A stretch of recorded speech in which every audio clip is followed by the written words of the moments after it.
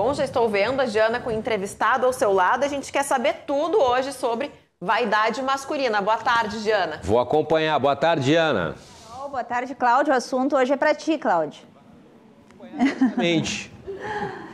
Cláudio, hoje a gente vai falar sobre vaidade masculina, por isso eu convidei um consultor de imagem masculina, né? A gente está acostumado aí a falar sempre sobre a consultoria feminina aí com a minha colunista, com a Doris, e hoje eu trouxe o Paulo Almeida, ele que é o consultor, me parece que um dos únicos aqui de Porto Alegre, né? E que faz um enorme sucesso. Seja bem-vindo, Paulo. Obrigado.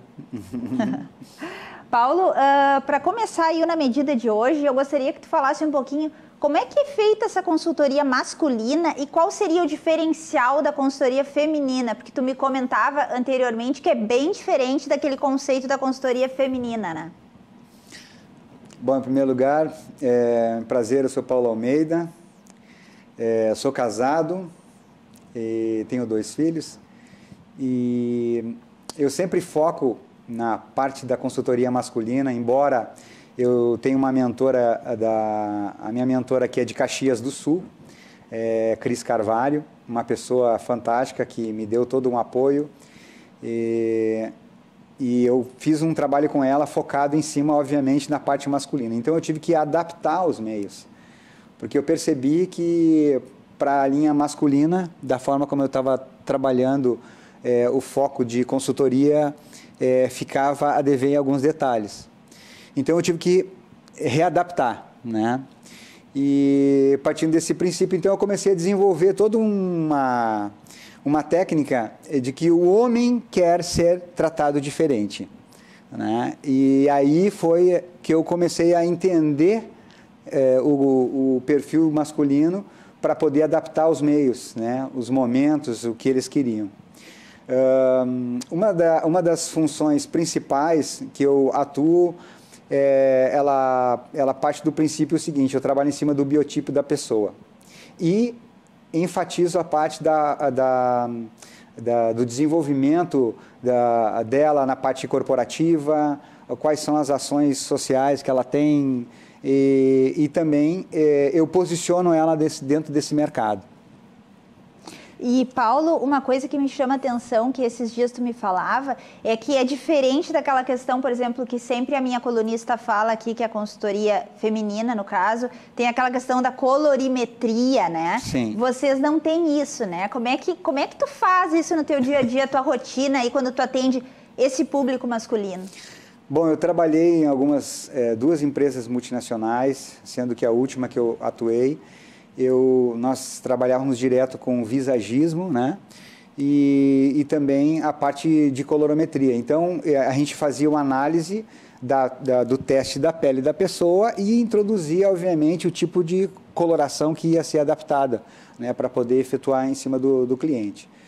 E aquilo ali ficou notório para mim. Então, para mim, hoje, é mais fácil, ao invés de colocar os tecidos, eu já tenho a leitura da pessoa, por exemplo, um homem que tem olhos claros, né, seja ele verdes ou azuis ou castanhos, eu já tenho uma noção básica da pele para mim poder introduzir o tipo de cor que vai ser adaptada para o momento, né, dessa pessoa. Claro que existem padrões também no sentido corporativos, né, que eu bato muito forte, né. Trabalho muito forte também a parte da proporção, que é uma coisa que, para mim, ela está muito mais arraigada, é o fundamento do meu trabalho.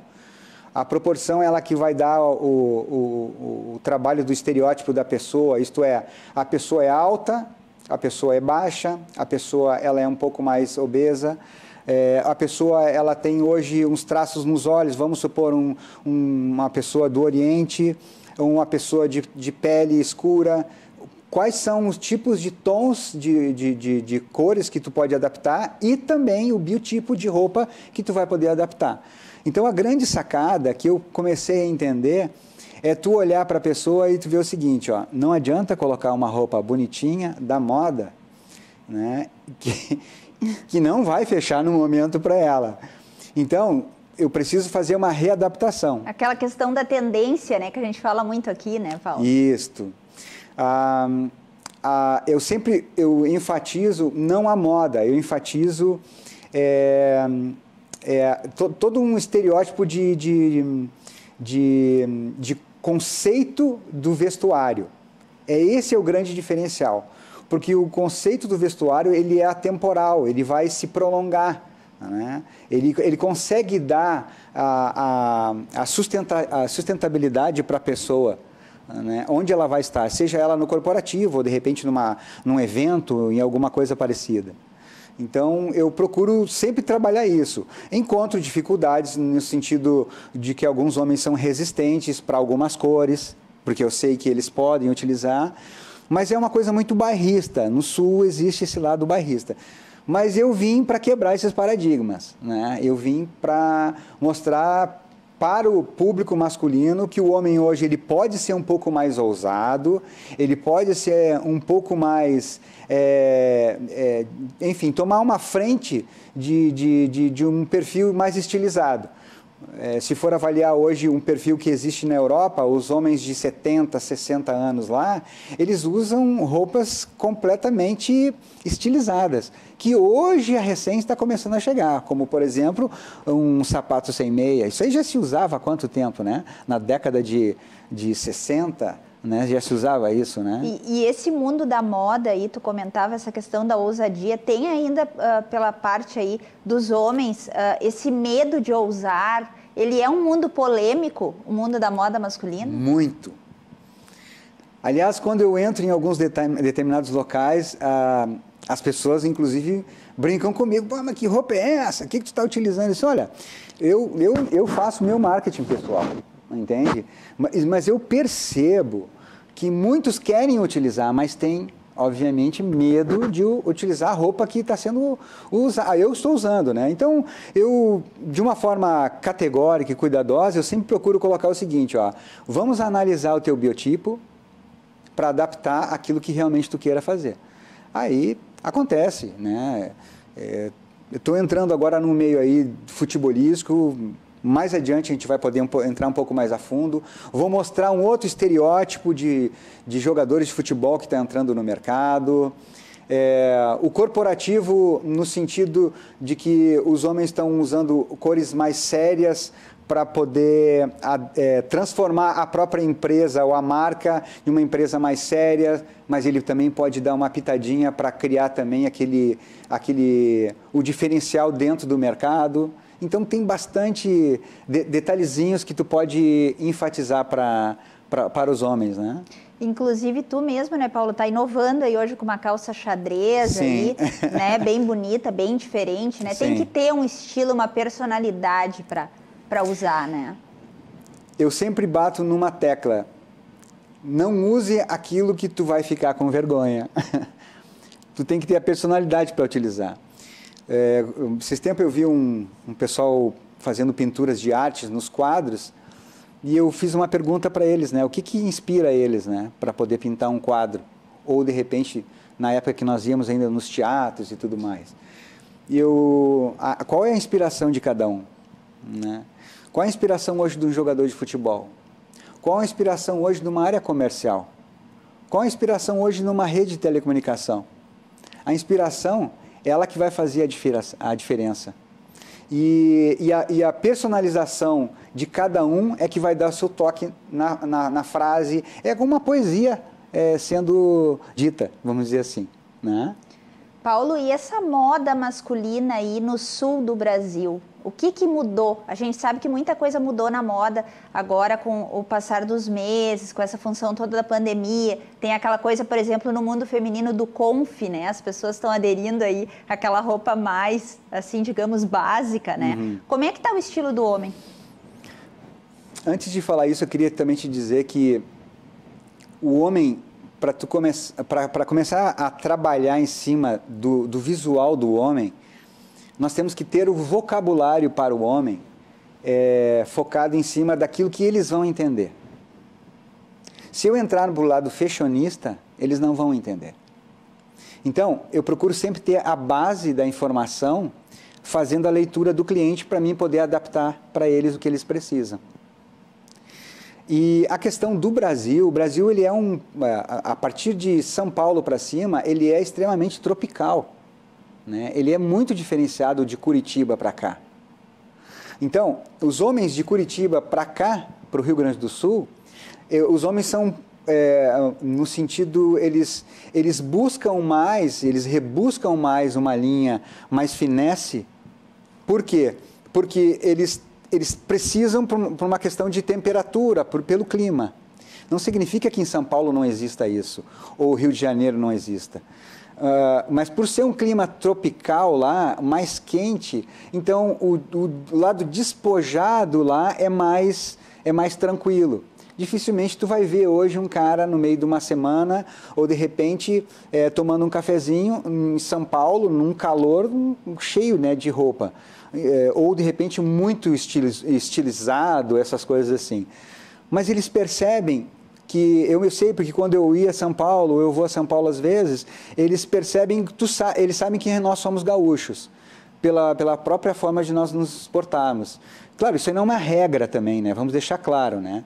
Mas o que eu percebo o Sul ele tem um diferencial, né? E eu retrato isso até Curitiba. Não estou dizendo que os outros estados não tenham, pelo contrário, eles têm, mas eles são mais light, né? Existe também um lado que eu acho muito bonito da parte tropical, que são os trajes claros de linhos, que são magníficos, estão voltando inclusive para o mercado, uma linha mais slim, né? Onde tu vai delinear ali o corpo, mesmo a pessoa tendo hoje um corpo um pouco mais obeso, existe o slim também para esse tipo de coisa, porque traz a elegância, traz a elegância também traz em cima do blazer, que ele pode ser de 4 botões, que ele diminui, obviamente, a parte da frente da pessoa. Então, tem alguns toques que a gente começa a perceber dentro desse mercado, seja ele lá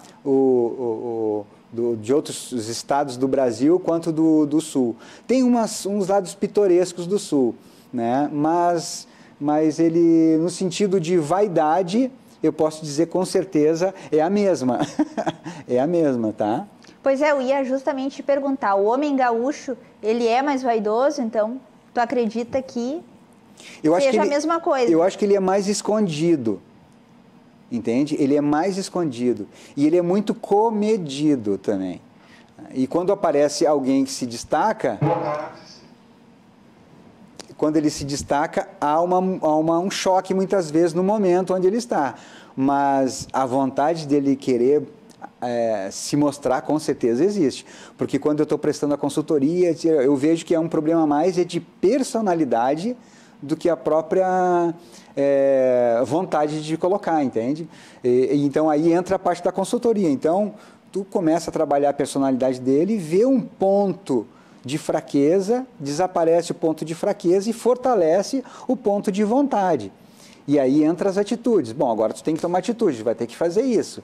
Vamos lá? Tá, vamos lá. Então, é complicadinho, mas a gente chega lá. E como é que tu analisa, Paulo, esse comportamento aí do público masculino, né, com o passar dos anos, assim, digamos, né? Agora tem até uma consultoria para os homens, né? Uhum. A gente vê essa evolução da vaidade masculina, né? Uhum. Quem é o público que busca a tua consultoria, por exemplo, o pessoal de casa entender um pouquinho? Olha, a consultoria, ela tem ela veio por meio realmente de servir as pessoas. Algumas pessoas acham que a consultoria, ela é apenas tu trabalhar o estereótipo dela, de empacotar. Eu vou colocar a pessoa num pacote e vai ser assim. Não é isso.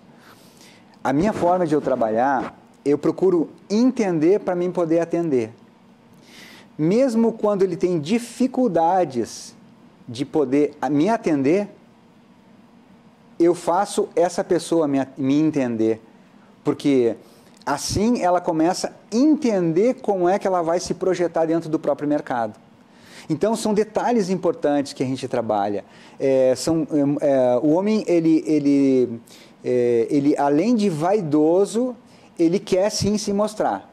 Quem são esses homens que queiram muitas vezes se mostrar? Olha, eu tenho uma parceria, inclusive, com empresários de jogadores de futebol, empresários, advogados, arquitetos, médicos E, inclusive, tem um rapaz que ele é um mecânico que fez alguns cursos nos Estados Unidos e ele voltou. E ele é um customizador. E ele me procurou. Disse, Paulo, eu vou casar e eu preciso focar esse meu trabalho e eu não sei como é que eu vou trabalhar minha postura na frente da minha esposa e tal. Aí eu falei, cara, em primeiro lugar, vamos ver o teu biotipo, né? E aí eu comecei a trabalhar isso com ele. E ele comprou a ideia e deu certo. Então não existe hoje uma escala de pessoas que eu trabalho. Eu gosto de trabalhar com qualquer um, porque eu sempre digo o seguinte, eu vim para somar na vida dessas pessoas. O homem precisa se sentir seguro, o homem é muito inseguro em muitas coisas. E eu posso dizer o seguinte, eu não sou inseguro nisso, eu sou muito seguro. E eu acho que é por isso que eu tenho um chamado. Eu quero transformar os homens, tirando a insegurança e trazendo o quê? A segurança para eles, com uma personalidade, entrando e fazer ser notado.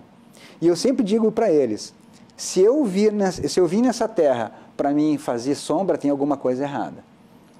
Tu entende? Então, a gente tem que partir de um princípio de a atitude pode mudar tudo. Então, depende dos homens também. Porque tem alguns que, por exemplo, que eu dei consultoria e obviamente não quiseram entrar. Mas faz parte também, né? Porque não que eu entrei com ousadia, eu entrei com detalhes importantes que eles precisavam mudar. Por exemplo, alguns são altos demais, reclamam da sua altura. Outros são baixos demais, reclamam que eles são baixos. Outros são um pouco mais gordinhos. Outros são magros demais. Então, sempre tem um momento de reclamar, porque eu sou isso, porque eu sou aquilo. Mas olha, eu falei para ele, aí está a grande sacada. Tu minimiza cada situação. Como que se faz isso? A consultoria vai te dar esse apoio. Tu entende? Então, às vezes, por exemplo, eu tenho uma prima minha que ela é uma personal e ela me passou algumas informações sobre estereótipo de corpo. Então, quando eu vejo assim que há uma possibilidade de poder focar uma pessoa que vai ajudar, agregar nessa mudança do estereótipo, caramba, Mel, é contigo. E ela consegue, né, desenvolver isso. E eu tenho visto isso nos trabalhos do que ela faz no meio dos colegas, né? Paulo, e para finalizar Na Medida de hoje, aí eu gostaria que tu deixasse 3 dicas para o homem se vestir bem e com elegância. A gente sabe que agora está chegando aí a primavera, verão, vem coleção nova, tecidos novos. O que o homem tem que saber aí escolher para não errar?